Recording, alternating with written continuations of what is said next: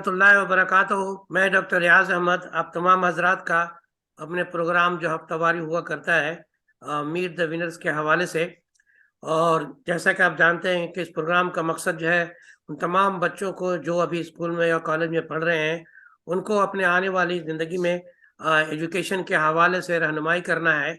और इसी वजह से हम ज़िंदगी के मुख्तलिफ शुबों से ऐसे ऐसे लोगों को लाता हूँ जो अपनी ज़िंदगी में बहुत कामयाब हैं माशाअल्लाह, और वो भी जो है इन्हीं मसाइल से गुजर करके आगे बढ़ करके आज इस मुकाम पर पहुँचे हैं।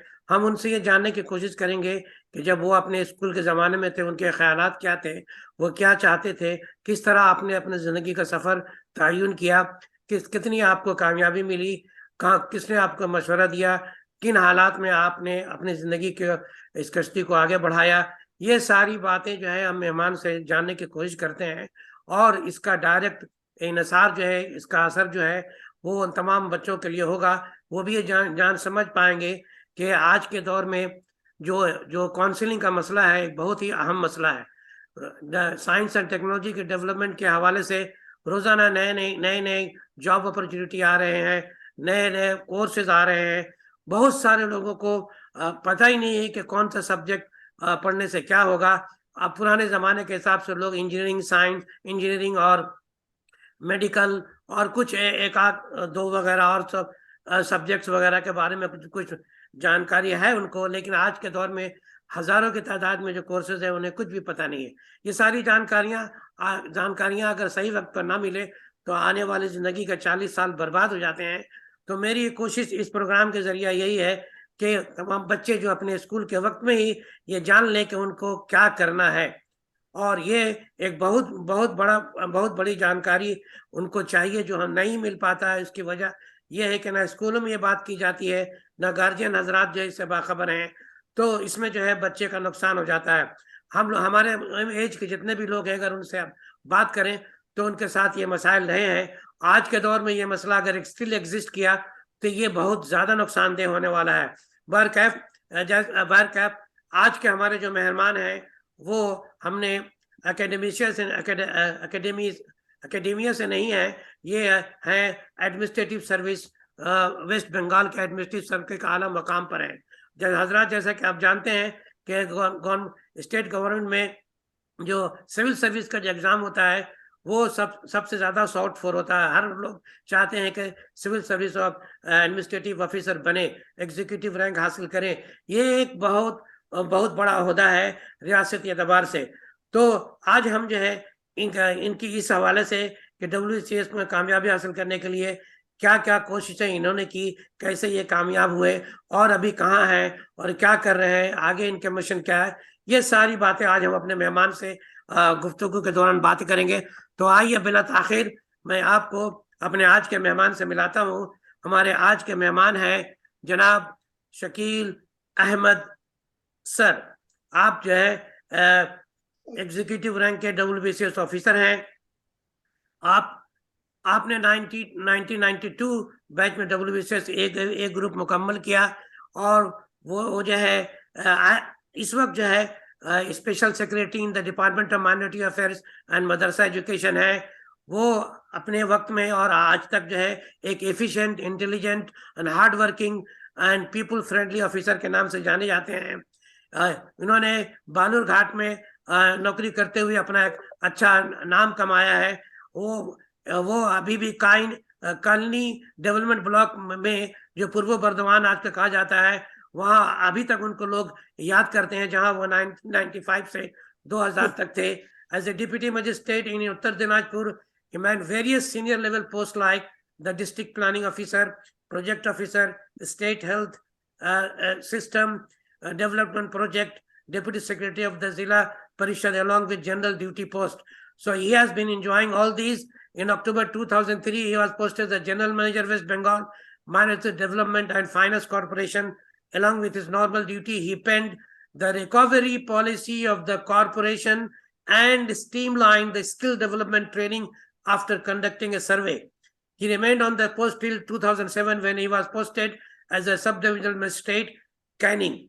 Canning is in Howrah. He is still known as an efficient officer there who had handled the complex situation deftly during the bird flu pandemic during his tenure when there were turmoils in all other affected areas. Afterward, he was posted as a deputation as the administrative officer, Victoria Memorial Hall, under Ministry of Culture, Government of India. During his tenure, he was also in charge of the post of secretary and curator for a brief period. He was instrumental in organizing various national and international exhibitions in Victoria Memorial Hall. He's also he has also organized various important programs and seminars. He has also organized, and not only that, he has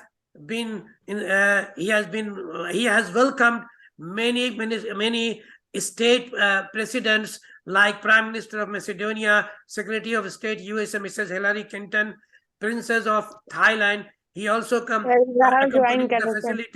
facilitated the visit of the governors, minister of various states, senior officer states. So many more is in his cap. We would like to find it out when I will be asking question to him. So according to the format, Shakeel साहब, मैं आपसे कुछ सवाल करूंगा और वो सवाल बहुत बेसिक नेचर के होंगे और इन सवाल का सवाल जवाब का सिलसिला करीब 40 मिनट तक चलेगा। उसके बाद मैं अपने सामीन से आपको जो है सवाल पूछने का मौका दूंगा। तो इस्तकबाल के साथ इस्तकबाल है आपका हमारे इस प्रोग्राम में। आपने अपने मसरूफियत से टाइम निकाल कर आप मेरे प्रोग्राम में हाजिर हुए।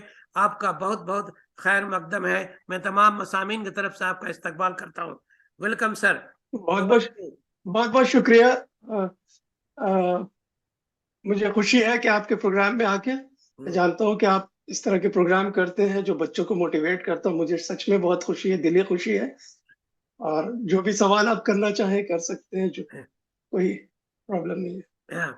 तो सबसे पहले जो सवाल हमारे फॉर्मेट का होता है और वो बहुत ही अहम है, वो सवाल है हमारा कि आप अपने फैमिली बैकग्राउंड के बारे में हमारे सामीन को बताएं। आज के दौर में जो हमारे जो हालात हैं, ज़्यादातर लोग जो है अंडर प्रिविलेज लोग हैं, उन सबको एक जिला देना है, एक रोशनी दिखाना है, एक रहबरी करना है, उनको आगे बढ़ने का हौसला देना है। इस हवाले से ये सवाल किया जाता है और जो है आपसे भी ये हमारा सवाल है कि आप अपने फैमिली बैकग्राउंड के बारे में तफसील से हमारे सामीन को बताएं। Over to you sir. जी, हम लोग जो है एक लोअर मिडिल क्लास की फैमिली से पहले ताल्लुक रखते थे, बल्कि आप बोल सकते हैं कि लोअर इनकम ग्रुप के ताल्लुक था। मेरे यहाँ हम लोग 4 भाई और 2 बहन थे जी। हमारी फैमिली जो चलाए हैं, जो भी मैंने सक्सेस हासिल किया, इनके पीछे जिनका हाथ है वो मेरी वालिदा है। उनकी वजह से हम लोग आज इस मुकाम पे हैं। मेरे चारों भाई हम लोग जो है गवर्नमेंट सर्विस में है। मेरे 2 भाई सुपरिटेंडेंट सेंट्रल एक्साइज GST है। मेरी बहनें भी माशाल्लाह से दोनों ही ग्रेजुएट हैं और दोनों ही शादीशुदा है। उनके बच्चे भी काफी अच्छे मुकाम पे हैं और तरक्की करें। यही है। अभी भी हम लोग कोई बड़े लोग नहीं है, लेकिन हम लोग मिडिल क्लास फैमिली से ही ताल्लुक रखते हैं। लेकिन जब हमने शुरू किया था जिंदगी, तो हमारी जो इकोनॉमिक कंडीशन थी बहुत खराब थी, लेकिन हमारी वालिदा ने अंत तक मेहनत की। उन्होंने दिन रात एक किया। बाद में उन्हें नौकरी मिली टीचर की। कलकत्ता म्युनिसिपल कॉर्पोरेशन में थोड़ा हालत में सुधार, फिर भी टीचर, प्राइमरी स्कूल के टीचर की जो आमदनी होती है उसमें 6 बच्चों की परवरिश काफी मुश्किल बात का समझना। लेकिन उससे पहले भी मेरी वालिदा ने दिन रात मेहनत करके हम लोग सब भाई बहनों को पढ़ाया लिखाया और आज इस मुकाम पे हम लोग हैं। जी, माशाल्लाह। शकील साहब, ये जो है दरअसल बात जो है शौक का और जो है एक सेंस ऑफ गोइंग अहेड, अगर जब बचपन में किसी को हासिल हो जाता है तो वो उसको कहते हैं ना, शाहरुख खान ने कहा है कि जब किसी को किसी मोहब्बत हो जाती है तो पूरी कायनात जो है मिलकर के उसको आगे बढ़ाने की कोशिश करती है।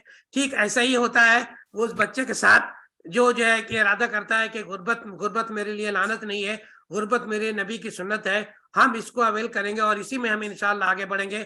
और जैसा कि मैंने आपके सीवी में देखा कि आप जो है कलकत्ता के इस्लामिया स्कूल के आसपास में कहीं के रहने वाले हैं। क्या मैं सही जी हूँ? जी जी जी, बिल्कुल जी। बिल्कुल। तो मैं मुझे भी याद पहले है जिस पहले जमाने हम में। लोग जी जी जी जी पहले हम लोग डेंटन स्ट्रीट में रहते थे जी। काफी दिन, हाँ लेकिन अभी मैं न्यू टाउन में रहता हूँ। जी जी जी। तो उस इलाके में जिस जमाने की आप बात कर रहे हैं 1990 80 85 से 90 के दौरान, मैं वहां रहा हूँ। 83 से मैं कलकत्ते में रहा हूँ। तो मैंने देखा वहां ये लोग जो यंग बच्चे थे, खास करके ज्यादातर जो है जिनके वालिदैन जो है चप्पल का खाना, जो लेदर फैक्ट्रीज वगैरह में काम करने वाले लोग हैं, सबके बच्चे जो है माशाअल्लाह तालीम में जो है बहुत ज्यादा ही लगे हुए थे, और सब के सब एक ग्रुप में स्टडी करते थे। और इस ग्रुप में स्टडी करने की वजह से जो है लोगों के अंदर एक शौक भी रहता था और कंसिस्टेंसी भी होती थी, और एक जो इरादा जो करते थे उसमें वो लगे रहते थे। क्या आपके साथ भी कुछ ऐसा ही हुआ कि आप जो है एक ग्रुप ऑफ स्टूडेंट्स, आपको फ्रेंड्स अच्छे मिल गए जिनके साथ जो है आपको एक कंपेनियन मिला, एक शौक बढ़ा, एक जज्बा बढ़ा कि सबके साथ मिल करके हम लोग जो है आगे बढ़ेंगे? क्या ऐसी कोई बात आपके साथ रही, उसको भी जरा शेयर करें। देखिए, जब हम लोग स्कूल में थे जी जब स्कूल में थे तो हम लोग जैसे कलकत्ता में होता है कि आंगन वाला मकान होता है, उसमें एक-एक कमरे के मकान में लोग रहते हैं, तो वैसे ही एक कमरे के मकान में हम लोग भी रहते थे। जी हम लोग 6 भाई-बहन, मेरी वालिदा, हम लोग एक साथ रहते थे। जी जी वहाँ अक्सर देखा गया कि या तो बच्चे लोग बाहर में सारा दिन खेलते रहते थे, लेकिन मेरी वालिदा के का ये था कि हम लोग जो है बाहर उस वक़्त नहीं निकले, बाहर ज़्यादा नहीं खेले। हम लोग जो भी आपस में खेलते थे वो मेरे भाई-बहन हम लोग सब, क्योंकि 6 लोग थे, तो काफ़ी माने मजमा रहता था, तो हम लोग 6 आपसी में उस वक़्त हम लोग पढ़ाई घर में ही करते थे, हम लोग किसी ये नहीं था। लेकिन कॉलेज में आने के बाद फिर धीरे-धीरे हम लोगों उसमें दोस्ती हुई, दोस्त मिले, फिर कॉलेज में साथ में, क्योंकि ज़्यादातर लोग एक ही होते हैं, कहते हैं ना कि birds of the same feather flocks together. जी जी उसी जी तरह जो थे वो हम ही लोग के लेवल के थे, इकोनॉमिक लेवल से। फिर उसमें भी कई लोग हैं मेरे दोस्त, जो अभी तक उनसे दोस्ती है, जिनसे हम लोगों ने साथ तो नहीं पढ़ा करते थे, साथ रहते थे काफ़ी, लेकिन पढ़ाई-लिखाई में मेरे कई दोस्त अभी भी सब किसी न किसी कॉम्पिटिटिव एग्ज़ाम में कामयाब होकर चले गए। जिन्होंने कॉम्पिटिटिव एग्ज़ाम में नहीं कामयाबी हासिल की, वो लोग बिज़नेस में और माशाअल्लाह से काफ़ी अ तरक्की पे हैं। जी। मैंने देखा है वहाँ के, क्योंकि मैं बनारस से नफीस रहा हूँ। ज्यादातर लोग जो है इसमें वहाँ बिजनेस में चले जाते हैं, क्योंकि बिजनेस की अपॉर्चुनिटी जो उनको बचपन से मिल जाती है। और बचपन से जब अगर आप पैसा कमाने लगते हैं तो फिर तालीम की तरफ जो है रुख करना थोड़ा डिफिकल्ट हो जाता है। तो अगर अगर किसी फैमिली में कोई बच्चा पढ़ने की तरफ इस चीज से डायरेक्शन जो है डाइवर्ट ना हो करके अगर तालीम की तरफ रहता है, तो ये भी उसकी एक लगन, सच्ची लगन, और माँ बाप को बच्चे के हवाले से सच्ची मोहब्बत के हवाले से इसको याद किया जा सकता है। जैसे कि आपने कहा कि आपकी वालिदा जो है खुद टीचर थी, जिसकी वजह से उनकी ख्वाहिश रही हुई कि आप, हमारा बच्चा जो है एक आला तालीम हासिल करके किसी अच्छे मुकाम पर पहुंचे। ये मीटिंग में भी वो इस तरह WBCS से काम करेगा ये और आज WBCS जो और ये इसमें WBCS सुनिए और दीगर एग्जाम के हवाले से आपको ये शौक कब पैदा हुआ? 12 पास करने के बाद आपके जहन में ये बात आई, या आप शुरू से ही कुछ ऐसे आपके जहन में चल रही थी, या शुरू से ही आपके वालिदा ने एक बना दिया था टारगेट कि आपको ये करना है? क्या बात थी, जरा शेयर करें इसको।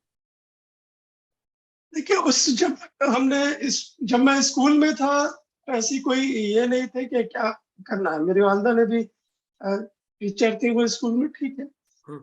लेकिन उनका सिर्फ यही था कि उनका जो बाल बच्चे वो सब तालीम हासिल करें और अच्छे मुकाम पे पहुंचे। ऐसा कोई ये नहीं था कि गवर्नमेंट सर्विस में आएंगे। मेरी जो ख्वाहिश थी बचपन से कि मैं इंजीनियर बनूंगा। जी उसके लिए जब मैं क्लास 12 में मैंने साइंस लिया, 11-12 जो हायर सेकेंडरी में साइंस लिया था, और उसी पे पढ़ रहा था। तो 12 उस वक्त जैसे हमारी जो पहले तो इकोनॉमिक कंडीशन ऐसी थी, कभी जब स्कूल में 5-6 में थे, कभी कभी सोचना होता था कि अगर सुबह में खा लिया तो दोपहर में क्या खाने को मिलेगा।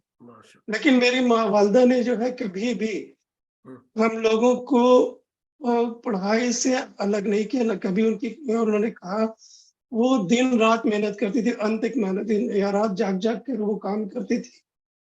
लेकिन उन्होंने कभी हम लोगों के से ये नहीं कहा कि, या हम लोगों को कभी तालीम के मामले में किसी तरह की तकलीफ उन्होंने नहीं दी।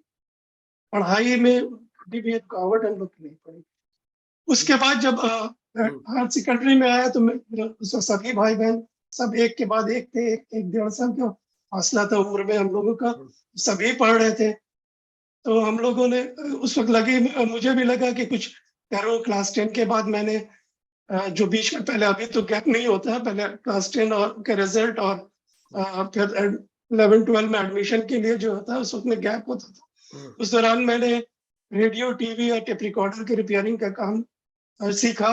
सीखने के बाद जब 12 में था, मैं एक दुकान पे भी बैठता था सीखने के लिए काम।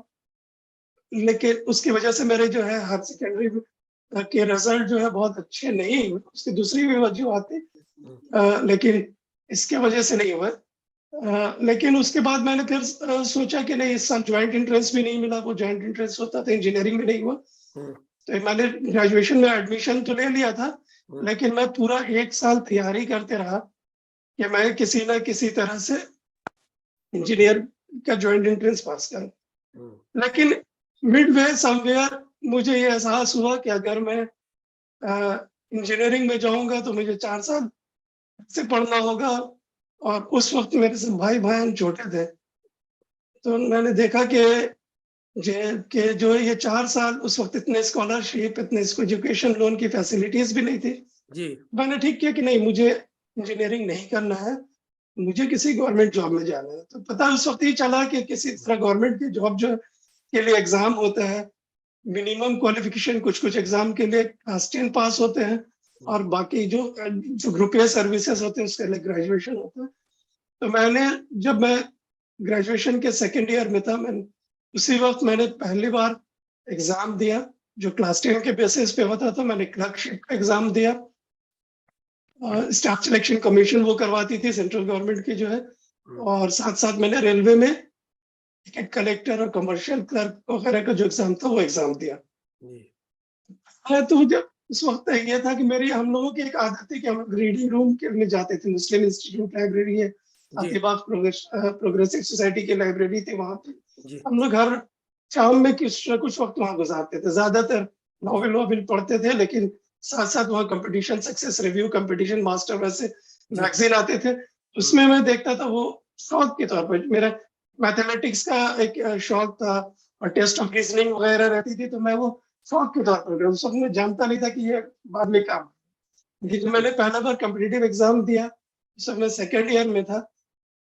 तो अच्छा ही हुआ एग्जाम, लेकिन रिजल्ट आने के बाद भी मैंने देखा नहीं। एक दिन अचानक ऐसे मुस्लिम इंस्टीट्यूट में पढ़ रहा था, तो मैंने देखा कि प्राइवेट न्यूज में शिप का जो ग्रेड का एग्जाम आया, रिजल्ट आया। तो मैंने उस दिन, मेरे पास था नहीं नंबर, मैंने फिर घर गया, घर से लाकर देखा रे वो आ गया। लेकिन उसके लिए टाइपिंग टेस्ट जरूरी होता था, मैं टाइपिंग कुछ नहीं जानता था, और इतना वक्त नहीं था कि टाइपिंग सीखता। फिर भी मैं 15 दिनों में कुछ भी टाइपिंग मैंने सीखी, सीख कर एग्जाम दिया। उसमें तो क्वालिफाई नहीं करता, रिटन में क्वालिफाई करके, लेकिन टाइपिंग टेस्ट में मैं क्वालिफाई नहीं कर पाया। लेकिन उसके साथ साथ रेलवे का जो नतीजा निकला, उसमें मैंने इंटरव्यू में कामयाब हुआ। फिर उसके बाद इंटरव्यू दिया, इंटरव्यू में भी कामयाब हो गया। पहली बार में मुझे नौकरी मिल गई रेलवे में टिकट कलेक्टर को। तो जब 8 में रिजल्ट आया ग्रेजुएशन का, और अल्लाह का फजल था कि मैंने जो कमी मेरी हायर सेकेंडरी में रह गई थी, मैंने फर्स्ट डिवीजन से बीएससी का एग्जाम पास किया था। Very good. सिर्फ 1 साल पढ़ के, क्योंकि पहला साल सिर्फ ज्वाइंट एंट्रेंस की तैयारी में हो गया था। कैलकाटा यूनिवर्सिटी में, आपको पता है, आप भी कैलकाटा यूनिवर्सिटी के शायद ताल्लुक रखते हैं, तो वहाँ मार्क्स लाना कितना मुश्किल होता है। तो उस जमाने में मैंने फर्स्ट डिवीजन में पास किया। उसका वो अक्टूबर में रिजल्ट निकला, और उसके बाद इंटरव्यू मैं दे चुका था ऑलरेडी रेलवे में। जनवरी 31, 1959 से मैंने नौकरी शुरू की वहां से। तो आप जब रेलवे की नौकरी आपने पकड़ ली थी या उसको आपने छोड़ दिया? नहीं, मैंने नौकरी पकड़ ली थी। मैंने बल्कि 3 साल उस जॉब पे नौकरी की। कहाँ वहां पोस्टिंग पे हुआ था आपका? मुझे पोस्टिंग कहाँ हुआ था?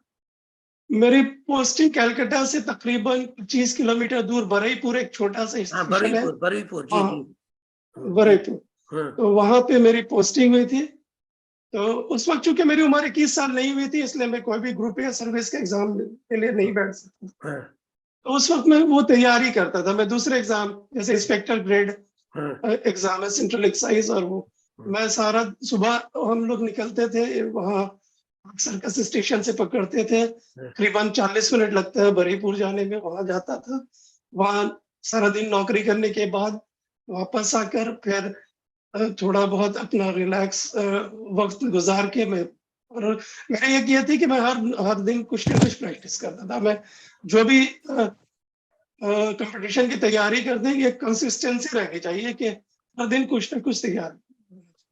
तो पास में से कुछ तैयार नहीं करता था भाई। कंपटीशन मास्टर या कंपटीशन सक्सेस रिव्यू जो है, जी जी और जी। न्यूज़पेपर हमारे घर में बचपन से ये सिखाया गया था कि इंग्लिश न्यूज़पेपर जरूर पढ़ो। जी। तो वो उसके वजह से एकदम बचपन से वो बहुत, बल्कि शुरू में जब मैं 5-6 में था तो उस वक्त जबरदस्ती पढ़ाए जाते थे कि नहीं पढ़ना है तुम्हारा। तो ये जो है बहुत काम में लगा। हाँ, 1 मिनट में रोकता हूँ आपको। तो आप यहाँ हमारे शामिल को जरा खुशी तौर पर ये बताएं कि आपके इंटरव्यू के और कॉम्पिटिटिव एग्जाम में कामयाबी के पीछे इंग्लिश का कितना हिस्सा है? क्या आप रिकमेंड करेंगे कि तमाम बच्चे जो है शुरू से ही, अभी से ही, अगर वो नौकरी के ख्वाहिशमंद है तो उनको अंग्रेजी की तरफ ध्यान देना चाहिए? तो इस तरह की बातें आपके ध्यान में है तो हमारे सामईन को बताएं। बिल्कुल, मैं सिर्फ नौकरी के लिए नहीं। देखिए, इंग्लिश जो है हमारे मुल्क में जो है वो एक राब्ते का सबसे बड़ा जरिया है। और आप किसी भी फील्ड में जाए, अगर आपकी अंग्रेजी अच्छी है, आप जरूर उसमें कामयाब होंगे। वो बहुत ही इम्पोर्टेंट रखता है। मैं जहां भी जाता हूँ, जिन बच्चों के साथ भी मैं इंटरेक्ट करता हूँ, मेरी यही ये रहती है कि मैं उनको, मेरा यही मशवरा रहता है कि भाई आप इंग्लिश अखबार एक जरूर पढ़ें रोजाना। अच्छा, आप जैसा कि आप जानते हैं कि तमाम क्लरिकल ग्रेड के एग्जाम वगैरह और इवन WBCS में कंपलसरी सब्जेक्ट में मैथमेटिक्स भी होता है। एक पेपर मैथमेटिक्स भी हुआ करता है।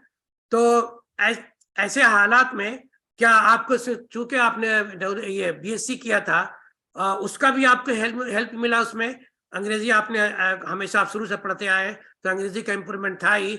ये दोनों मिल करके नौकरी हासिल करने में आसानी होती है। इसके अलावा जो है आपको जनरल नॉलेज तो एक है ही है, लेकिन ये दो सब्जेक्ट का बहुत बड़ा कंट्रीब्यूशन होता है। आपके ख्याल में क्या ये सही है? देखिए, न्यूज़पेपर पढ़ने से दो फायदे होते हैं। कॉम्पिटिटिव एग्जाम में जो जनरल स्टडीज के जो पेपर आते हैं, उसमें ज्यादातर करंट अफेयर्स के ही रहते हैं या उसी से रिलेटेड होते हैं। जी उस जमाने में कुछ, जैसे हमारे जमाने में कर्नेबल में एटॉमिक एक एक्सीडेंट हुआ था, तो उसके बारे में काफी पूछा जाता है। चेरनोबिल में। न्यूज़पेपर पढ़ने से दो फायदे होते हैं। एक तो अंग्रेजी, इंग्लिश न्यूज़पेपर पढ़े तो अंग्रेजी अच्छी होती है। दूसरी, आपकी नॉलेज बढ़ती है, करंट अफेयर्स रहता है, तो ये बहुत फायदे हैं। मैथमेटिक्स तो बहुत ही जरूरी है हर एग्जाम में। आप चाहे वो कॉम्पिटिटिव एग्जाम हो या आप अभी एकेडमिक एग्जाम में भी जो रिक्रूटमेंट का, PhD वगैरह में भी रिक्रूटमेंट का टेस्ट होता है, या किसी उसमें जनरल स्टडीज का पेपर रहता है और उसमें मैथमेटिक्स भी जरूर रहता है। क्लास 10 लेवल तक मैथमेटिक्स जो है वो बहुत ही जरूरी है। उसको अच्छे से पढ़ना बहुत जरूरी है। मैं शुरू से इंग्लिश के बारे में नहीं कहता, मैं उर्दू मीडियम स्कूल से पढ़ा हुआ। जी जी जी जी। पहला जो इंग्लिश का जो मुझे फेस करना हुआ, पहला वो क्लास 11-12 में जब इंटरव्यू के लिए मुझे बुलाया गया, तब इंग्लिश का पढ़ना हुआ। दूसरे, हमारे कॉलेज, उसका भवानीपुर एजुकेशन सोसाइटी कॉलेज का मैं स्टूडेंट हूँ। वहाँ जब ऑप्शनल सब्जेक्ट होता है, ऑप्शनल सब्जेक्ट बायोलॉजी लेने के लिए वो इंग्लिश में उसको पहले से देना पड़ता था।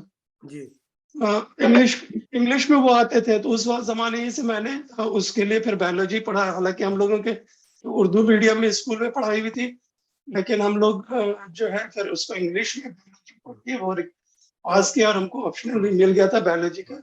तो लेकिन अब तक मैथमेटिक्स जी जो है वो मेरा शौक रहा बचपन से। तो अब तक की गुफ्तगू से ये बात हम कंक्लूड कर सकते हैं कि कोई भी बच्चा अगर वो कॉम्पिटिटिव एग्जाम की तैयारी करना चाहता है तो उसके कम से कम माध्यमिक लेवल तक उसकी मैथमेटिक्स अच्छी होनी चाहिए और अंग्रेजी जितना अच्छा हो सके वो इसके लिए बहुत ही बेहतर मुआविन होगा। और जनरल नॉलेज जो है हमेशा जो है अखबार पढ़ने से वो ऑटोमेटिकली ग्रो होता रहता है। तो ये तीन सब्जेक्ट पर अगर ध्यान करें तो क्या आप चाहे उर्दू जबान से आप पढ़े हो चाहे अंग्रेजी जबान मीडियम से पढ़े हो, इसमें किसी तरह की कोई रुकावट नहीं होती है जैसे कि आपने बताया।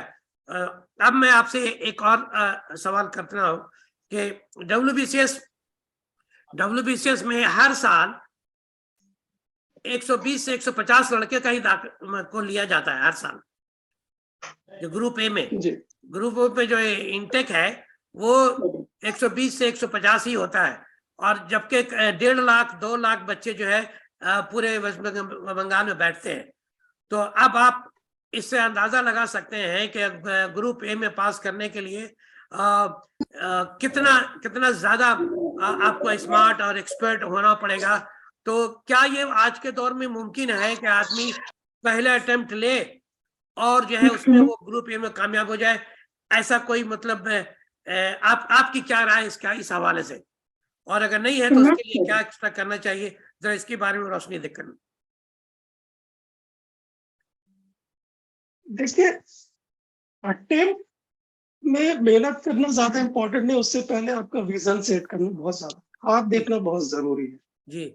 तो ख्वाब सबसे पहला आप क्या करना चाहते हैं इसके बारे में श्योर होना होगा जी। और दूसरा दिल से चाहना होगा कि मुझे, जैसे आपने कहा था कि सारी दुनिया जो है वो षड्यंत्र करने में लग जाती है, तो वो आपने अगर सेट कर लिया कि मुझे करना है, आपने अगर मंजिल तय कर ली कि आपकी मंजिल क्या होगी, तो इस खुद ब खुद बाकी सब आपके तमाम एक्शन, अल्लाह मियां ने जो दिमाग बनाया है आदमी का ब्रेन, ये कंप्यूटर ही है, आप इसको जिस तरह से प्रोग्राम करेंगे उस तरह से ही है। आपने सेट कर लिया कि मुझे करना है, तो आपके जो अंदर के ऑटोमेटिकली सारे हरकत, सारे अमान जो है इसी पे मुबनी होंगे। It's not impossible. इनफैक्ट मैंने भी पहले ही अटेम्प्ट में WBCS पास किया था और आपको मजे की बात बताया कि मुझे एक्चुअली मल्टीपल चॉइस क्वेश्चन करने में आसानी होती है। मैंने सोचा, मैं WBCS पहले सोचा नहीं था कि मैं दूंगा, क्योंकि उसमें डिस्क्रिप्टिव लिखना होता है, लेकिन फिर देखा कि नहीं ये ग्रुप ए के लिए जरूरी है, तो जब तो फिर मैंने दी उसमें, तो उसमें कोई ऐसा हुआ ही नहीं, मुझे ऐसा लगा ही नहीं कि नहीं होगा। जी जी जी जी। आपका इस तरह कोई भी बच्चा अगर चाहता है कि मुझे ये बनना है, तो चाहे वो जिस फील्ड में हो वो खुद ब खुद जा सकता है। सिर्फ 2 चीज की जरूरत है, प्लानिंग की, दूसरी मेहनत की, कंटिन्यूअस मेहनत की। तो इसके लिए अगर मिसाल के तौर पर आज जैसा कि आप जानते हैं कि आप भी जो है कुछ न कुछ नौकरी करते हुए आपने इसकी तैयारी की है, तो एक मिनिमम रिक्वायरमेंट जो है WBCS में कामयाबी हासिल करने के लिए मिनिमम रोजाना कितना घंटा पढ़ना जरूरी है और किस तरह पढ़ना जरूरी है? आप चूंकि पहले ही बार में अटेम्प्ट में आप पास हुए, तो आप इसको जो है जरा शेयर करें हमारे बच्चों को, ताकि उनको भी कुछ रहनुमाई हो सके। कितना घंटा रोजाना पढ़ने की जरूरत है और किस तरह पढ़ने की जरूरत है? कितना घंटा पढ़ने की जरूरत है मैं ये नहीं कह सकता, क्योंकि ये डिपेंड करता है हर जो बच्चा होता है उसके हर कोई मैथमेटिक्स में अच्छा होता है, किसी की अंग्रेजी अच्छी होती है, किसी का जनरल नॉलेज अच्छा, हर आदमी डिफरेंट होता है। तो मैं ये नहीं कह सकता कि कितने घंटे पढ़ने से आपको मिल जाएगी।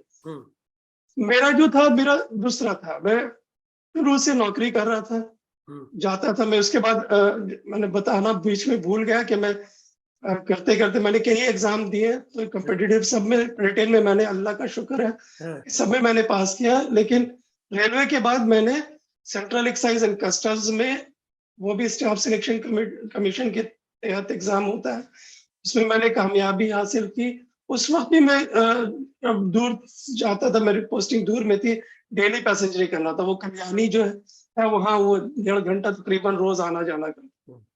तो आप समझ सकते हैं कि वहां से एक सारा दिन जॉब करके और एक डेली पैसेंजर जिसमें धक्कम फील होता है ट्रेन में, जी जी वो आने के बाद बहुत कम वक्त मिलता था, 2-3 घंटे। लेकिन मेरी एक ये है कि कंसिस्टेंसी रहनी चाहिए, रोजाना कुछ ना कुछ आपको करना है।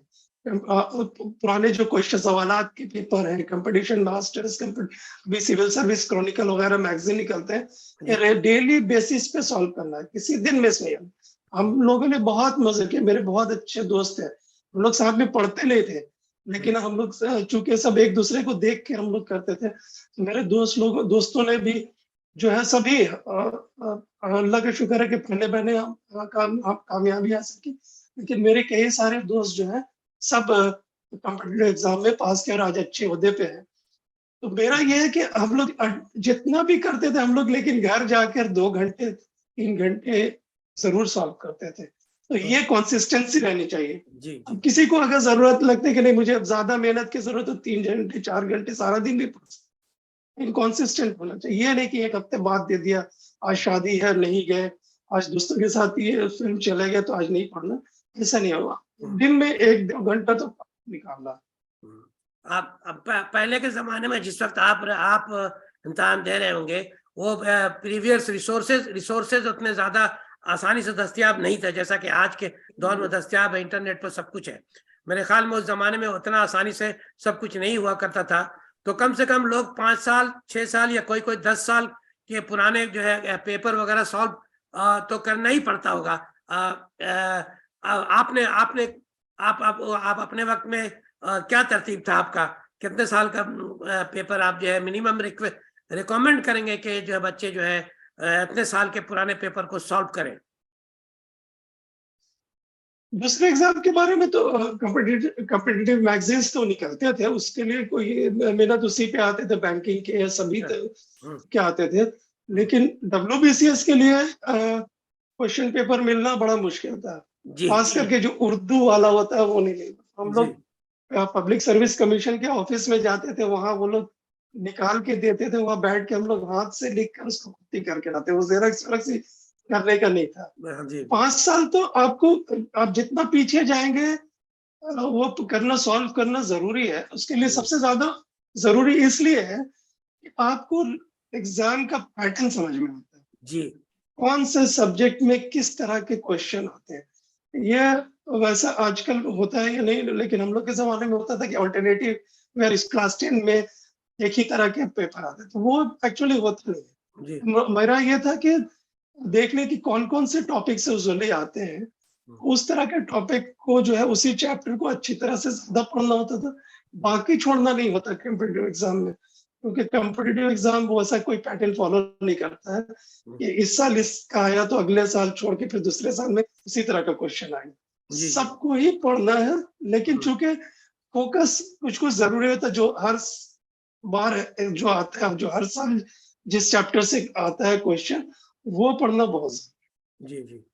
चलिए माशाल्लाह। तो WBCS से माशाल्लाह आप कामयाब हो गए, और आप जो है सबसे पहला पोस्टिंग जो है आपका कहाँ रहा, और आपका जो एक्सपीरियंस जो है क्लरिकल से एक एग्जीक्यूटिव ऑफिसर बने, तो ये जो एक चेंज रहा, एक ट्रांसफॉर्मेशन रहा, तो इसको आपने कैसे डील किया? और फिर कुछ ऐसी बातें बताएं आप अपनी नौकरी के वक्त में जो जो आपके लिए यादगार है और दूसरों के लिए वो कारामद बन सकता है कि जब आप WBCS ऑफिसर बनते हैं तो आपके हवाले से लोगों के क्या एक्सपेक्टेशंस होते हैं।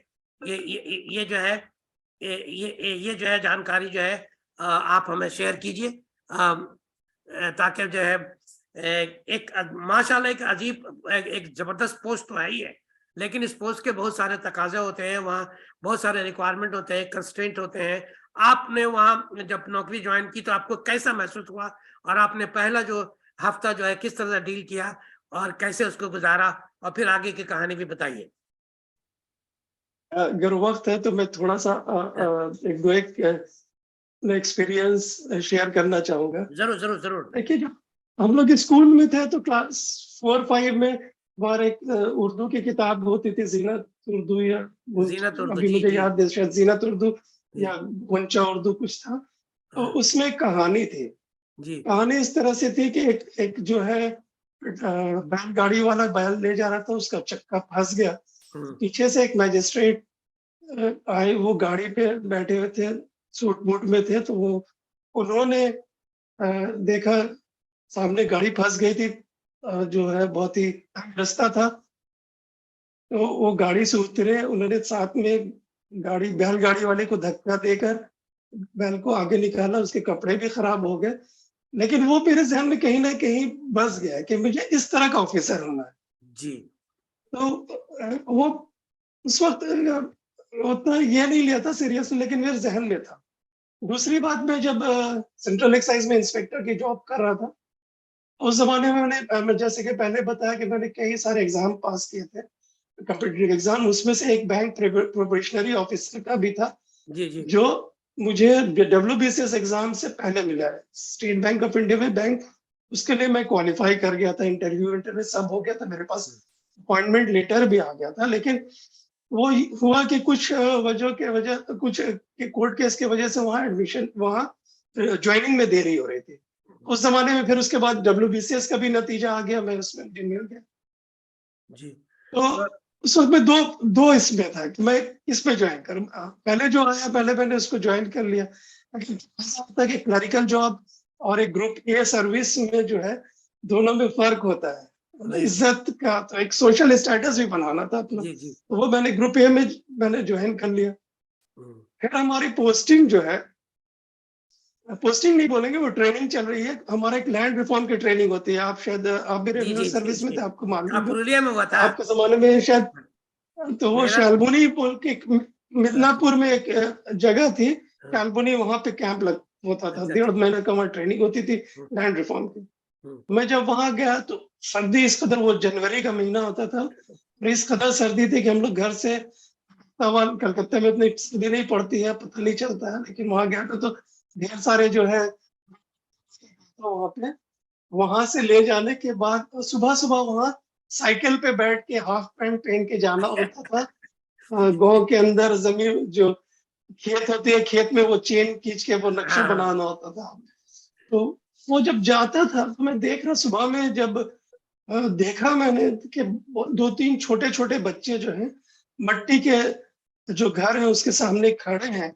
उनके जिस्म पर कोई ड्रेस नहीं है, सिर्फ़ अपने वालिद का होगा शायद, ये लुंगी काट के यहाँ पे रस्सी से बाँधे हुए, उससे वो सर्दी हो जा, और हम लोग यहाँ पे मोटे-मोटे स्वेटर पहन के जा रहे हम्म, हैं। मुझे ऐसा लगा कि हम्म, मुझे सिर्फ़ नौकरी नहीं करना है।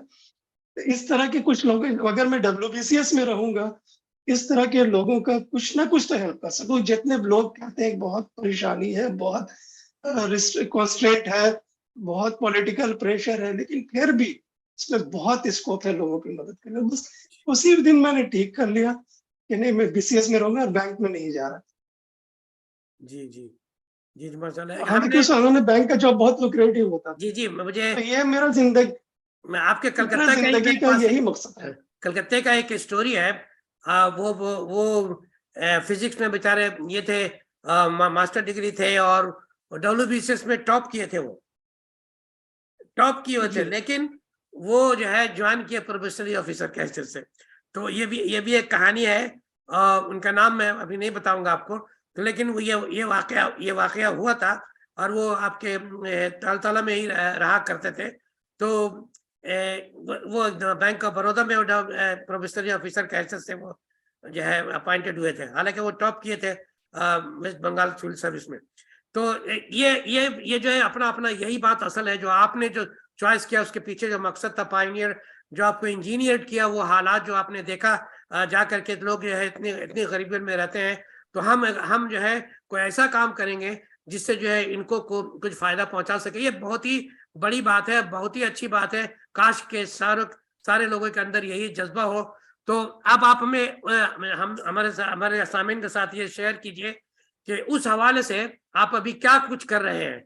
जैसा कि मैंने देखा कि आप एक स्कूल जो है, चैरिटेबल स्कूल कायम किया आपने, जिसमें बच्चों को जो है 1 से 4 नहीं, क्लास जैसे तक मेरे एक ख्याल में यहाँ पे फ्री। जैसे आपको, जी यहाँ पे मैंने नहीं काम किया है। हाँ, हमारे कुछ साथी हैं, हम लोगों ने मिलके वो स्कूल हम लोग चलाते हैं। एक स्लम एरिया है पंचन्नू जी ग्राम में, जी जी तो वो बच्चों का पूरा फ्री है। जी और एक तरह से सच है, तो हमारा ख्वाब है वो जी शुरू हुआ था इस तरह से कि हम लोग यूजुअली हम लोग बहुत दिनों से ही हम लोग कुछ ना कुछ कर रहे हैं। हम जब मेरे दोस्तों के साथ हमने 93 में हम लोगों ने फ्रेंड्स ऑफ एजुकेशन सोसाइटी का नाम का एक इदारा किया था, जिसमें हम लोग बच्चों को कोचिंग देते थे, फ्री जी कोचिंग देते थे। और साथ में चूंकि जानते हैं कि घर में पढ़ने से सिर्फ पढ़ाई का खर्चा उठाने से नहीं होता है। हाँ कैलकाटा में आप जिस एरिया में हम लोग रहते थे, पार्क सर्कस के उस एरिया में, हाँ, वहाँ पे बच्चे सिर्फ इसलिए भी तालीम छोड़ देते थे, स्कूल के तो फ्री होते थे, हाँ, किताब कॉपी खरीदने के पैसे नहीं होते थे, जी जी अगर जी वो भी मिल जाते तो इसके लिए हम लोग सब आपस में, सब हम लोग बहुत ही ज्यादातर दोस्त ट्यूशन करते थे, लेकिन हम लोग कुछ कंट्रीब्यूट करके जो है हर महीना पैसा जमा करते थे और इस तरह की कुछ बच्चों को कोचिंग भी देते थे।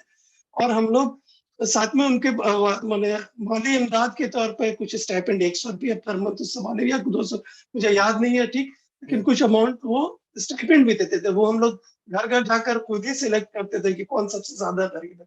उस माशाल्लाह। जमाने से हम लोग की जर्नी शुरू हुई थी। हम्म, देखिए देखिए क्या है, मैं और ये एजुकेशन में कंट्रीब्यूशन, ये एक तरह से गवर्नमेंटल प्रोसीड्योर में हेल्प करना है। हर हर हर गवर्नमेंट का के एक जो मेन मेन जो टारगेट्स होते हैं, सबको एजुकेशन देना, विमेन एम्पावरमेंट करना, ये बहुत ही ज्यादा अहम काम है किसी भी गवर्नमेंट के। अगर आप कोई आदमी जो अपने लेवल पर इस तरह काम करता है, तो गोया वो बहैसियत उस मुल्क का बाशिंदा होने के अपनी जिम्मेदारी निभा रहा होता है, और it must be appreciated, it must be appreciated. और बात बिल्कुल सही है। एक बात मैं ये समझता हूँ कि आज हमारे पास कुछ रिसोर्सेज नहीं है, तो इसमें हमारे पिछले जो हमारे बुजुर्गों की कुछ खामियां रही हो, जिसके वजह से हमको नसीब नहीं हुआ। जैसे मिसाल के तौर पर आप जो अभी माली एतबार से कामयाब है, जाहिर सी बात है कि आपके औलाद जो है, आपके बच्चे जो है, वो तमाम चीज पाएंगे जो दूसरों के पास नहीं है। तो अगर हमारे हमारे जो बुजुर्गवार जो हजरात जो थे उस जमाने में वो नहीं पहुंच सके, तो जाहिर सी बात है कि हमें वो ना मिला। हम तमाम हजरात अगर आज से ये इरादा करें कि हम जो है अपने आने वाली नस्ल को उस मुसीबत में ना डालें जिस मुसीबत से हम गुजर चुके हैं, तो फिर जो है आने वाला दिन में मुल्क एक एक इंडिविजुअल तरक्की करेगा, पूरी कौम तरक्की करेगी, पूरा मुल्क तरक्की करेगा। और ये सिर्फ और सिर्फ होगा एजुकेशन के हवाले से ही होगा, क्योंकि एजुकेशन इंटरनेशनल है, यूनिवर्सल है। इसमें अगर कोई भी मुल्क अगर एक्सेल करता है, आप देखिए, मैंने एक न्यूज में सुना कि लोग जो है अच्छे अच्छे ट्रेनिंग के लिए टीचरों को बाहर मुल्क में भेज रहे हैं।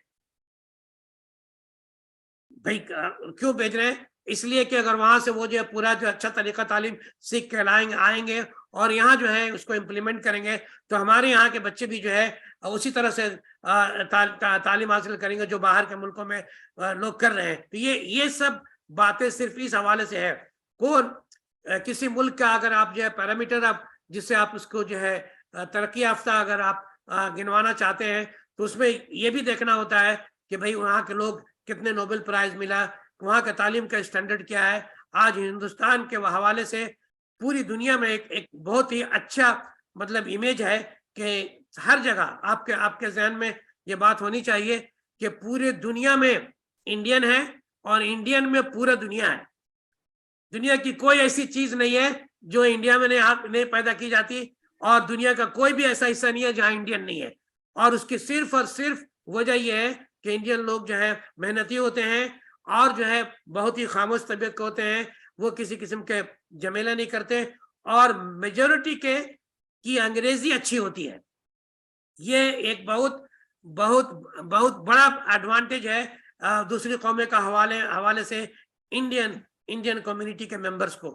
तो ये सब कोशिशें जो है दरअसल जो है हम अपने मुल्क की खिदमत के लिए कर रहे हैं। आपने जो कदम उठाया है वाकई वो काबिल सराहनीय है। लेकिन ये जो है जब आप ये काम शुरू करते हैं किसी भी इलाके में, तो हर जगह आपको किसी न किसी तरह से फुल ताउन तो होता नहीं है। सब कोई तो आपके साथ होते नहीं है, कुछ लोग ही आपके साथ होते हैं, बाकी लोग जो है जिसको बोलते हैं कि पीछे से रस्सी खींचने वाली बात है। तो क्या आपने कोई भी कदम ऐसा उठाया जिसमें लोगों के ताउन के बजाय आपको मुखालफत हुई, फिर भी लेकिन आप आगे बढ़ते गए और आगे बढ़ रहे हैं, ऐसी कोई बात है तो समाज के हवाले से इसको जो है आप शेयर कीजिए, ताकि जो लोग हैं जो सीख करके ये जाएंगे कि हमें भी कुछ करना है, तो उनको भी ये भी खबर रहे कि उससे दुश्वारियां आएंगी, कैसे आप उसको टैकल करेंगे। ओवर टू यू जी। जी, आपने बिल्कुल सही कहा। हिंदुस्तान जो है एक ऐसा मुल्क है हम्म, जहाँ जो जिसके बाशिंदे हर मुल्क में हैं, और एक छोटा-मोटा दुनिया आप बोल सकते हैं। यहाँ इतने सारे ज़ुबान हैं, इतने सारे मज़ाहब हैं, हम्म, बहुत सारे ड्रॉबैक्स हम लोग न्यूज़पेपर में न्यूज़ खबर में पढ़ते हैं, लेकिन अभी भी हिंदुस्तान जो है इससे बेहतर मुल्क मेरे ख्याल से शायद ही कोई हो। जी यहाँ पे आपको हर चीज़ की आसानी है, लोग हर चीज़ जो है आपको ओपन है। जो हिंदुस्तान का जी कॉन्स्टिट्यूशन जो इस तरह से बना है कि हम्म, कोई भी बाशिंदा आराम से, चाहे वो किसी भी फ़ील्ड से ताल्लुक़ रखता है, किसी भी समाजी तबके से ताल्लुक़ रखता है, वो कि उसके लिए लेकिन हर एक ओहदा ओपन है। तो ये बहुत ही आसान है। अब सिर्फ अपनी मेहनत, अपनी प्लानिंग, अपनी सोच है। और दूसरी सोच, जैसे आप बता रहे हैं कि जब हम कुछ कर रहे हैं, जब हम जो कुछ हासिल कर रहे हैं, सिर्फ अपने बारे में सोचना नहीं होगा। हम अपने जहाँ जिस जगह से हम आए, इस तरह के दूसरे लोगों को हेल्प कर सके, यही ज़हनियत लेके। दूसरी चीज़ ये होती है कि देखिए, बहुत सारे होते हैं, आपने जैसे कहा कि कुछ लोग एक टॉपर थे, वो छोड़ के बैंक में चले गए। तो ज़िम्मेदारी से भागने से नहीं होगा, ज़िम्मेदारी उठाना होगा, कंधा चौड़ा करना होगा अपना। इसमें जो ज़िंदगी जो है, ये सोचने से कि बहुत दिक्कत है, नहीं करेंगे, वो भागने से नहीं होता है। क्योंकि आदमी अगर भागेगा, तो दुनिया जो है ये भागेगा तो कुछ चेंज नहीं कर सकता। चेंज करने के लिए आपको उसमें उसी सिस्टम में दाखिल होना। सिस्टम जो एक बरसों, सदियों से चलते आ के बना है, उसको आप एक बार में तब्दील नहीं कर सकते। आपको धीरे-धीरे जो है तब्दीली लानी होती है। सोच में जो आदमी लोगों की ज़हनियत है, वो एक दिन में बदली। सबको अकोमोडेट करके चलना होता है, जी सोचना होता है एक बार में धीरे-धीरे। अभी इलेक्ट्रॉनिक का मीडिया, जैसे मैं एक मिसाल देता हूँ, गवर्नमेंट के जो सर्विसेज़ हैं, कांस्टेंट है, क्यों नहीं है? प्रेशर है, लेकिन आप उसको एक बार में बदल नहीं सकते हैं। जी आपको क्या करना होगा? धीरे-धीरे बदलना होगा। अभी तो इलेक्ट्रॉनिक्स मीडिया आ गया। हम्म जहाँ भी फैसला करने का जो डिस्क्रिशन वाला जो पावर है, हम्म अगर आप उसको, जैसे अभी हम लोग सब ऑनलाइन कर दें, ऑटोमेटिक कर दें, जो वो, तो वो आपके पास कोई सिफ़ारिश का सवाल ही नहीं आएगा। हम्म अगर जैसे किसी काम के लिए टेंडर देना है, तो टेंडर अगर ऑनलाइन कर दिया, तो आपका यहाँ पे इंडिविजुअल जो लोगों का जो इंटरफेरेंस है, वो नहीं आएगा, ऑटोमेटिकली हो जाएगा। हम्म, सवाल जो फैसला करने का इख्तियार चूँकि कंप्यूटर को है, आप बोल सकते हैं कि भाई ये तो कंप्यूटर का है, हम तो कुछ कर नहीं सकते, है ना? जी तो इस तरह का है, सिस्टम को बदलना नहीं, कहा तो दिक्कत आएँगी, लेकिन आदमी को खुद से पहले ये तय करना है कि मैं जो कर रहा हूँ, वो ठीक कर रहा हूँ। हम्म, और इसके लिए वक़्त देना होगा, कि सोचना होगा। ये नहीं होता कि कभी-कभी हम लोग जो आपस में, जो हम लोग 10 हैं ट्रस्टीज़ हैं, मैं 2 ट्रस्टीज़ मेरे यहाँ पे जॉइन भी किए हुए हैं।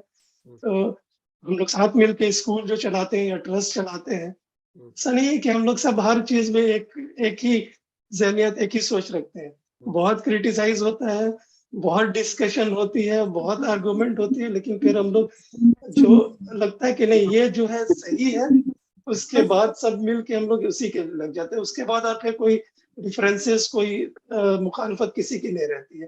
तो ये बहुत बड़ी चीज़ है। अब जो भी जिसकी भी सोच होती है, वो पहले लेकिन ये देखता है, हमेशा ये सोचता रहना चाहिए कि मैं जो है सबसे ज़्यादा तेज़ आदमी नहीं, या अगर तेज़ आदमी हूँ भी, इसका ये मतलब नहीं कि मैं जो सोच रहा हूँ वो ही सबसे सही है। बिल्कुल इसके लिए हमेशा सीखने वाले में, लर्निंग मोड में रहना चाहिए। जी जी तो मैं, अल्लाह का फ़ज़ल है कि मैंने आज जो भी है, मैंने बहुत तरह के लोगों से सीखा। इवन ग्रुप डी जो मेरे इस ऑफ़िस का जो 4th क्लास स्टाफ है, उससे भी मैंने सीखा। हम लोग सभी अगर इस तरह का ये करें, इंशाअल्लाह हम लोग जो है अच्छे, हम कभी भी ये नहीं था कि मैंने जो बोल दिया यही फ़ैसला। पहले डिस्कशन करने के बाद जो होता है, जिसको लगता है कि नहीं, होता हर चीज़ का मेरिट्स, डिमेरिट्स होता है। जो मेरिट्स जिसमें ज़्यादा है, उसी को अपनाना चाहिए, और कभी हमेशा लर्निंग मोड में। जी जी अल्लाह के फ़ज़ल से आते हैं मुखालिफ, लेकिन ऐसा कुछ नहीं हुआ कि डिरेल कर देगा। जो हमारा जो काम है, बच्चा को एक अच्छी तालीम, एक क्वालिटी तालीम दें, तो वो हम लोग करते हैं। और गवर्नमेंट हर काम गवर्नमेंट कर नहीं सकती है। गवर्नमेंट का भी एक कांस्टेंट है। गवर्नमेंट जो भी पॉलिसी बनाएगी वो किसी एक कौम या किसी एक के लिए नहीं बनाती है। जी रिजर्वेशन उसमें दे सकती है, फैसिलिटी दे सकती है, लेकिन उसको जो बनाना होगा सारे शहरी जितने सिटीजन है सबके लिए, और सबके लिए सब कुछ तो गवर्नमेंट प्रोवाइड नहीं। अगर स्कूल बना देती है गवर्नमेंट, काम किसका है स्कूल में बच्चों को ले आने का? गवर्नमेंट ऑफिसर कितना वक्त दे सकते, कितने लोग हैं? तो ये जो काम है ये समाज को करना होगा, समाज को खुद से वापस आना होगा। इसमें मदद करनी होगी। हम अगर सोचते रहेंगे कि गवर्नमेंट कुछ नहीं कर रही है, तो ऐसा नहीं होता। साथ में करना होता, हाथ में हाथ मिला के, तभी हमारा देश जो है, तो हमारी रियासत, हमारे हमारे मोहल्ला, सब हमारा जो है तरक्की करेगा, अगर हम लोग साथ में करें। जी बिल्कुल आपने सही कहा कि जैसे मैं बराबर कहता हूं कि मकनातीस का हर टुकड़ा मकनातीस होता है।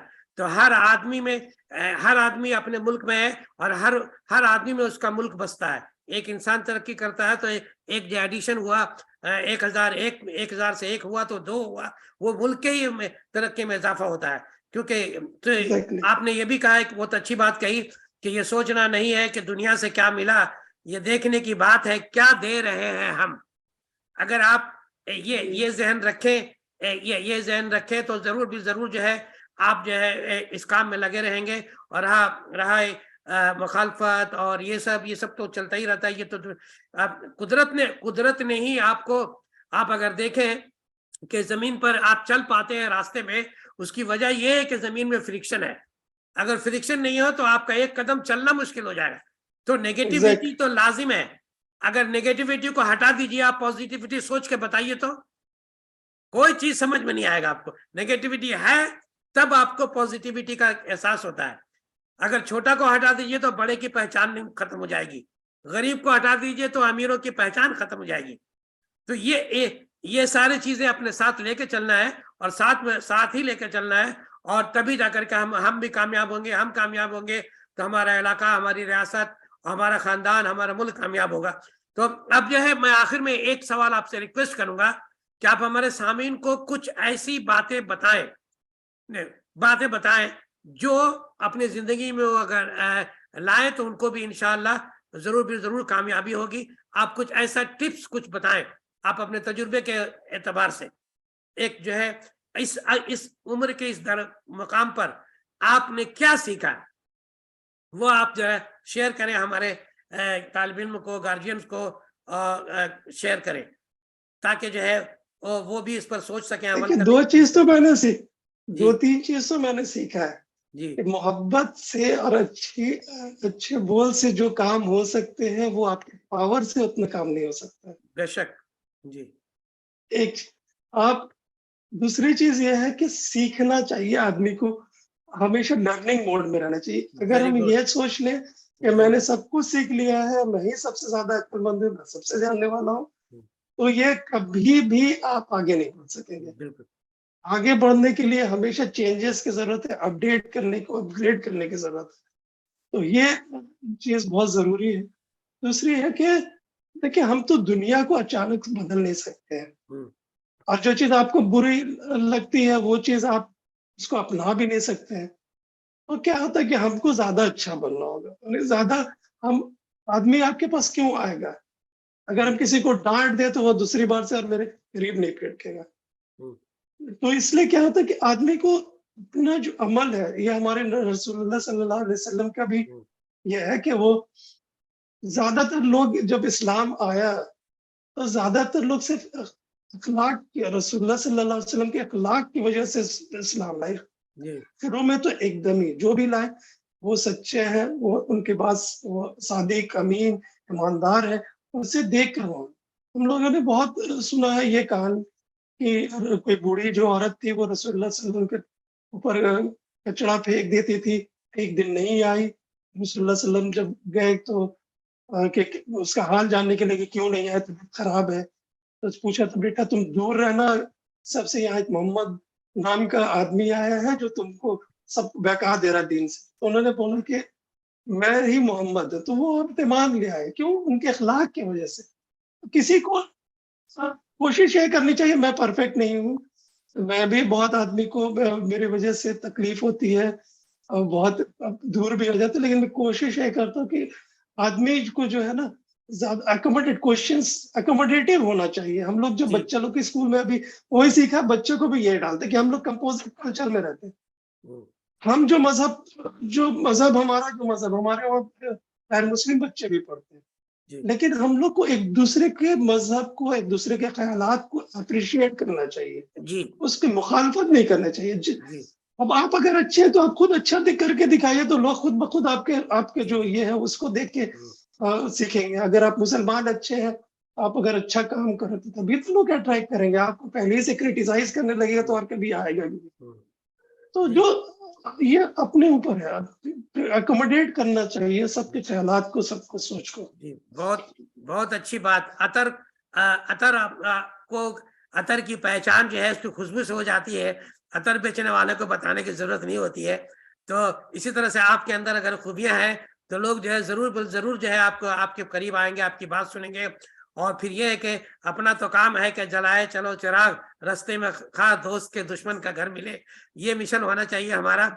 और इसी तरह से काम करते हैं। माशाल्लाह, आपसे बहुत अच्छी अच्छी बातें हुई। अब मैं टाइम की कमी की वजह से मैं अपने सामीन को मौका देना चाहता हूं कि आप जो है इतनी पुरमगज बातें जो है इनके पूरे तजुर्बात के हवाले से जो हम लोगों ने सुनी है, इस हवाले से और WBCS कॉम्पिटिटिव एग्जाम जो भी आपने सुना उस हवाले से कोई सवाल आपका है तो जरूर पूछें, क्योंकि ये आपके लिए ही प्रोग्राम है। तो आप जो है आगे आए और अपना सवाल जो है पूछे। Anybody come forward, please, if you have any question. Anyone, please.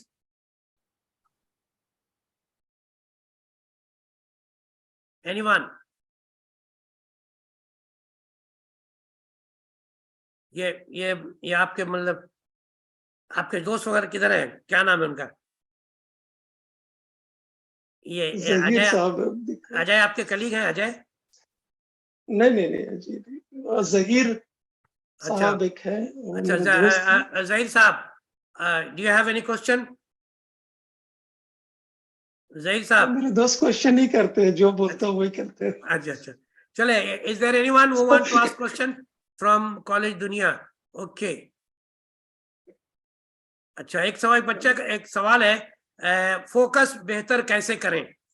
मतलब कोई भी काम करने के लिए फोकस जो असल चीज होती है, तो उसमें जो है उनको कोई दुश्वारी हो रही है तो वो चाहते हैं कि हम किस तरह से फोकस्ड रहें, ये आप से सवाल कर रहे हैं। उनका नाम नहीं है, उनका इसमें नाम आया कॉलेज दुनिया, तो पता नहीं नाम क्या है। अपना मेरा नाम बताएं। चलिए आप जवाब दे क्वेश्चन सकते कर, उनको अनम्यूट करके क्वेश्चन करें तो मुझे समझ में आप क्या जानना चाह रहे हो। यहाँ चैट में दिया, उन्होंने लिखा है कि फोकस हाँ, बेहतर कैसे करें। मैं भी देख रहा हूँ हाँ वो देख रहा हूँ, लेकिन हाँ, अगर आप सवाल करें तो फोकस बेहतर देखिए, है। आप पर्सनली सवाल करें तो उससे पूरा जो है मगज समझ में आएगा क्या आप जानना चाहते हैं। अनम्यूट करें। शम्स शम्स संजरी, माइक खराब हो गया सर, काम नहीं कर रहा अच्छा अच्छा अच्छा, चलिए ठीक है, आप है। इस अच्छा, ठीक है। तो देखिए फोकस, मैंने पहले ही बोला कि आप क्या करना चाहते हैं वो होना चाहिए। अगर आपका ख्वाब का होगा तो फोकस खुद ब खुद आएगा, का हर अमल उसी तरह का हो।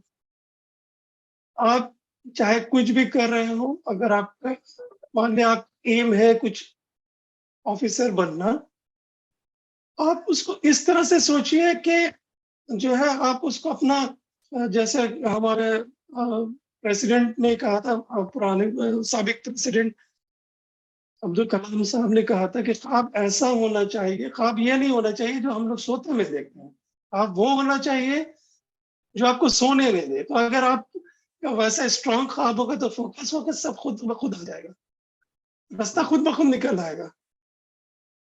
सही सही। होप आपका आंसर दे पाया जी मैं।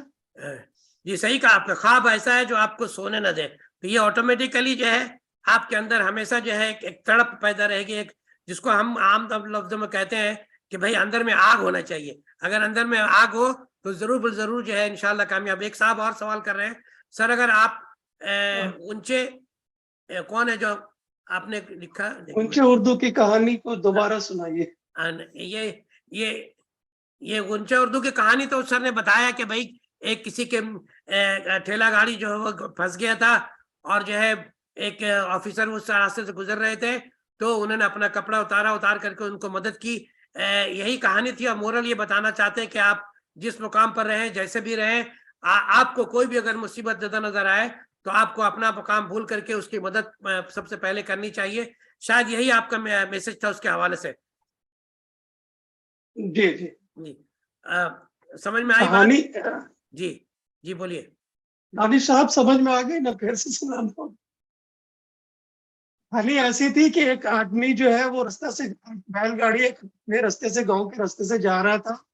गाड़ी कीचड़ में फंस गई। बैलगाड़ी पीछे से मैजिस्ट्रेट एक आ रहे थे, सफेद कपड़े पहने हुए, कोट पहने हुए। उनकी गाड़ी रुक गई। गाड़ी आगे नहीं जा सकती थी क्योंकि बैलगाड़ी थी। जो है वो परेशान था। बैलगाड़ी वाला अकेले चला नहीं पा रहा था, अकेले उसको निकाल नहीं पा रहा था। तो वो खुद जो है मजिस्ट्रेट साहब उतरे। उन्होंने अपने सफेद कमीज, सफेद पैंट की परवाह नहीं की, लिबास की परवाह नहीं की। उसके साथ मिलकर धक्का देकर वो बैलगाड़ी को कीचड़ से निकाल दिया। जब उसको बैलगाड़ी वाले को बहुत ही पता चला कि ये मैजिस्ट्रेट साहब हैं, तो बहुत ही शर्मिंदा हुआ। लेकिन मैजिस्ट्रेट साहब ने कहा कि कोई बात नहीं, एक दूसरे की मदद करना ही मेरा काम है, मेरा हमारा फर्ज है। बस यही कहानी थी। तो बहुत सही। आप और कोई सवाल करना चाहते हैं तो मैं आप जो है इस प्रोग्राम को Will be better to prepare. One self for WBCS from graduation level. यानी कोई पूछ रहा है, बच्चा पूछ रहा है कि ग्रेजुएशन लेवल से ही WBCS की तैयारी करनी चाहिए? बिल्कुल। आप जो अर्ली स्टार्ट का एक अलग एडवांटेज होता है। जी आप देखे होंगे 100 मीटर रेस में जो पहले निकल जाता है, जब फायर होने के साथ साथ वो आगे निकल जाता है। अर्लियर एडवांटेज यही है। आप ग्रेजुएशन के फौरन बाद ही दो ही चीज का है कि ग्रेजुएट होना चाहिए, दूसरा 21 साल उम्र होना चाहिए। यही WBCS के लगा। तो अगर हम फोकस वहां पे वहीं से पढ़े, अगर पहले से तैयारी रहे, तो जाहिर बात है कि ये एडवांटेज है। गार्जियन हजरात को आप क्या मशवरा देंगे कि अपने बच्चों को आप किस तरह से जो है माहौल बना करके उनको एक राह जो है हमवार करें? कुछ ऐसा आपके जहन में अगर बात है तो बताइए, क्योंकि गार्जियन का बहुत बड़ा रोल होता है। बहुत सारे गार्जियन को अपने बच्चों को सपोर्ट करना चाहिए। हर बच्चा के अंदर काबिलियत होती है कि जो कोई भी जो भी वो चाहे वो बन सके। तो अब किसमें, अब बहुत सारे मौके होते हैं, बहुत सारे प्रॉब्लम्स होते हैं, जिसकी वजह से सब एक बार में ये नहीं करना, एक बार में कामयाब नहीं होता। उसमें अपने बच्चों को हमेशा सपोर्ट दें, उनके लिए घर में एक ऐसा माहौल तैयार करें जिसमें उसको टेंशन कम लेना। अगर घर में टेंशन होगा, बच्चों की पढ़ाई पे असर होगा, उसकी तैयारी पे असर होगा। जी बहुत सही, बहुत सही। तो इसलिए जो है माहौल, घर का माहौल बहुत इम्पोर्टेंट है। दूसरा, अपने बच्चों को सपोर्ट करें, हमेशा उनका साथ दें। अगर एक उनको इनकरेज करें कि अगर एक में नाकामयाबी हुई है तो अगले बार वो कामयाब हो। सही है, सही है, सही। बहुत is there anyone else who want to ask question? Please come forward. This is an opportunity especially for WBCS. You should ask questions. Shahbaz Ahmed, Mohammad Salim. Sir मैं यहाँ पर एक थोड़ी सी गुजारिश की कर दूं कि बहुत सारे बच्चे हमारे जो है जो ऑलरेडी ग्रेजुएट हैं, लेकिन वो दूसरा हायर स्टडीज में वो चले गए हैं। लेकिन मेरा अपना ये मानना और ये समझ है कि अगर वो इस तरह का की तैयारी, जैसा आपने ग्रेड 10 से ग्रेड 11 12 से जो एक अखबार पढ़ना और जनरल नॉलेज करना, और कुछ जो मौका फाजिल मौका मिले तो हॉबी बना करके कॉम्पिटिटिव एग्जाम के सवाल हल करना, अगर ये पैरेलली करते रहे तो वो अपना फिजिक्स में MSc करें या फिर वो जो है कोई और ब्रांच में जाए, इंजीनियरिंग करें। लेकिन अगर उनको जो मौका मिले तो अगर इस तरह का जो अटेम्प्ट लेना, ये बहुत ही अच्छी बात होगी। जैसा हमने देखा है, रिकॉर्ड है, बहुत सारे लोग हैं जो इंजीनियर बन करके, डॉक्टर बन के वो जो है वो IAS ऑफिसर में IAS की नौकरी जा रहे हैं। और इसी तरह से आपको वेस्ट बंगाल में WBCS से बहुत सारे लोग मिलेंगे जो इंजीनियर हैं, लेकिन फिर जो है वो इसमें आए। तो अगर पहले से अगर चूंकि इसमें क्या है कि इसमें आसानी है, ज्यादा वक्त नहीं लगता है। आप अगर ग्रेजुएशन के बाद जो थोड़ी सी तैयारी करें, मेहनत करें, 1 साल 2 साल जो भी हो, तो आप डायरेक्ट जो है एक अच्छी पोजीशन में नौकरी मिल जाती है और फिर जिंदगी आपकी जो है बल्ले बल्ले हो जाती है। 40 साल जो है आपका जो है खुशगवार बन जाता है। तो आपको हमेशा हिंदुस्तान में रह करके आप टारगेट टू वन पोजीशन, थोड़ी सी दुश्वारी है। आपको हमेशा प्लान बी रखनी चाहिए। तो ये प्लान बी बहुत ही अहम होता है। मैंने अब तक 35-36 लोगों का इंटरव्यू किया, मैंने किसी को नहीं देखा, किसी से बात नहीं सुनी कि भाई वो जो चाहते थे वही हुआ। ज्यादातर लोग प्लान बी में गए हैं और जो है प्लान ए में नहीं हुआ, प्लान बी में गए और कामयाब हुए। तो इस तरह से प्लान बी हमेशा रखिए, क्योंकि हम जो चाहते हैं उसके लिए हमेशा कंड्यूसिव माहौल नहीं मिलता है और हालात नहीं रहते हैं। आप जैसे मिसाल के तौर पर कोरोना में कितने लोगों की जिंदगी परेशानी हुई। अब वो तो चाहते नहीं थे, किसी का 2 साल बर्बाद हो गया, किसी का 3 साल बर्बाद हो गया। तो ऐसे हालात में आपको प्लान बी जो है और हमेशा एक्सपेक्ट करना चाहिए कि प्लान बी की जरूरत है, वरना जो है चले थे कहीं और फिर कहीं पहुंच जाएं, तो ये अच्छी बात नहीं है। तो मैं अब जो है मेरे ख्याल में और कोई सवाल करने वाला नहीं, मैं प्रोग्राम को कंक्लूड करता हूं। मैं अपना कंक्लूडिंग रिमार्क है, तो सबसे पहले शकील अहमद साहब आपका बहुत बहुत शुक्रिया। आपसे बहुत ही कीमती बातें हमने की, जिसमें से सबसे पहली बात तो मैं यहाँ से इनके हवाले से कहूंगा कि आप गुर्बत को परेशानी का बास ना समझें। अगर आप कुछ बनना चाहते हैं तो उसके लिए पैसे की जरूरत नहीं है, कुव्वत इरादी की जरूरत है। और ऐसा हमने अब तक जितने भी लोग हैं 90% लोगों की जिंदगी से हमने यही सीखा है कि आप जो है आपके अंदर शौक रहना चाहिए, जज्बा रहना चाहिए, मेहनत होनी चाहिए। आप देखें जहां पर जो लोग WBCS कोचिंग के लिए लाखों लाख रुपया खर्च कर रहे हैं, आईएएस के कोचिंग के लिए लोग 1.5-2 लाख रुपया खर्च कर रहे हैं, दिल्ली में जाकर के पढ़ाई कर रहे हैं, 3-3 लाख 4-4 लाख 2-2 साल जो बैठ के मेहनत कर रहे हैं। और जो गरीब का बच्चा है और बिहार में देखे पंक्चर वाला बच्चा, तो कुछ और बच्चा इसका बाप बहुत कुछ भी नहीं है, इसका फैमिली बैकग्राउंड, वो कैसे पास हो जा रहा है? वो भी फर्स्ट अटेम्प्ट में हो जा रहा है। वजह उसकी सिर्फ और सिर्फ है कि ये सब चीजें रुकावट नहीं है। आपका फोकस जो है वो आपको टारगेट की तरफ ले जाएगा। कंसिस्टेंट यानी लगन होनी चाहिए, कंसिस्टेंसी होनी चाहिए कि हम तो इसको लेकर के हासिल करेंगे। तो अब आपको जैसे मिसाल के तौर पर आपने देखा होगा आपके दरवाजे पर जो है ना कि कोई आता है मांगने वाला, तो आप उसी तरह समझे कि आप जो है मजबूर हैं और आप लेकर रहेंगे। वो बार बार आता है, आप देने पर मजबूर हो जाते हैं। ऊपर वाला भी वही है, जब आप उसके दरबार में जो है बार बार खटखटाते रहेंगे तो ऊपर वाला भी जरूर आपको देगा। शर्त यह है कि आप कंसिस्टेंटली आप जो उसमें लगे रहे। दूसरी अहम बात आपने बताई कि आपको जो है एक ऐसा माहौल अगर मिल जाए, जैसे आप जो है लाइब्रेरी में जाकर के पढ़ा करते थे, जाहिर सी बात है कि एक घर में इतने सारे लोग घर में रहना और जो है पढ़ाई करना थोड़ी दुश्वारी है। ऐसे मसाइल बहुत सारे लोगों के साथ है। तो इलाके में अगर कोई लाइब्रेरी है तो उससे इस्तेफादा हासिल करना चाहिए। जो सीनियर लोग हैं उनसे मिलकर के उनसे मशवरा लेना चाहिए। ये सारी चीजें आपको आगे की तरफ बढ़ने में मुआविन होंगी और जरूर आप कामयाब होंगे। एक खानदान का बच्चा अगर जो है कोई सिविल सर्वेंट होता है तो उसके पूरे खानदान की तरक्की को आप गारंटीड समझ लें। कि कम से कम जो है जो लोग अगर ये मदद ना भी करें तो उनसे आगे बढ़ने के कंपटीशन में लोग जो है जरूर आगे बढ़ जाएंगे। तो ये देखा गया है कि जो एक आदमी अगर अपने खानदान में तरक्की करता है तो उसके पूरी नस्ल जो है आगे की तरक्की की तरफ बढ़ती है। तो आइए हम अपने नस्लों के तरक्की के लिए, मुल्क की तरक्की के लिए, अपने बच्चों की तरक्की के लिए उनको जो है कुव्वत इरादी मजबूत कराएं, उनके हर तरह से ताउन कराएं। जैसे बताया कि उनको भरोसा करें, उनको सपोर्ट करें, तो इंशाअल्लाह आप भी किसी ऑफिसर के वालिद कहलाने के मुस्तहिक होंगे। आपका भी इलाका आपके ऊपर आप पर फख्र करेगा। आपको मालूम है कि किसी भी गांव में अगर कोई WBCS ऑफिसर होता है तो पूरा गांव जो है खुशी मनाता है। अगर जैसे आप जिस इलाके से आप WBCS ऑफिसर हुए तो वो इलाका उस खुशियों में शामिल होता है। तो आइए हम सब मिलकर के ऐसी कोशिश करें कि हमसे, हमारी जात से लोगों को फायदा हो और हम हमारी तरक्की से लोग मुस्तफीज हो।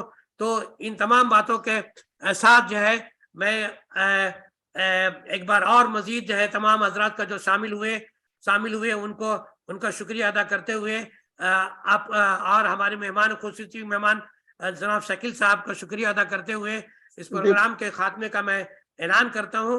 और अल्लाह करे कि आप जो है खुश रहें, शादबाद रहें, और आपके बच्चे और आपके औलाद और आप खुद जो है जिंदगी में ज्यादा ज्यादा कामयाबियां हासिल करें, और जो है दूसरों को देने वाला बने। लेने वाला के हाथ हमेशा नीचे रहता है, देने वाला का हाथ ऊपर रहता है। आप अगर ऐसी पोजीशन हासिल करेंगे तो आपकी इज्जत में इजाफा होगा, लोग आपकी इज्जत करेंगे। आपको ही पूछना होगा कि कोई हमारी इज्जत क्यों करे, हमने लोगों को क्या दिया। तो ये सारी बातें आपको अपने जहन में रखनी चाहिए। तो इंशाल्लाह समाज में, इलाके में, घर में, मुल्क में आपकी भी इज्जत होगी, आप तरक्की करेंगे, आपका इलाका तरक्की करेगा, आपकी रियासत तरक्की करेगी, आपका मुल्क तरक्की करेगा। तो आइए हम लोग जो है इस बातों के साथ हम इस प्रोग्राम का खात्मे का ऐलान करते हैं। अल्लाह हाफिज।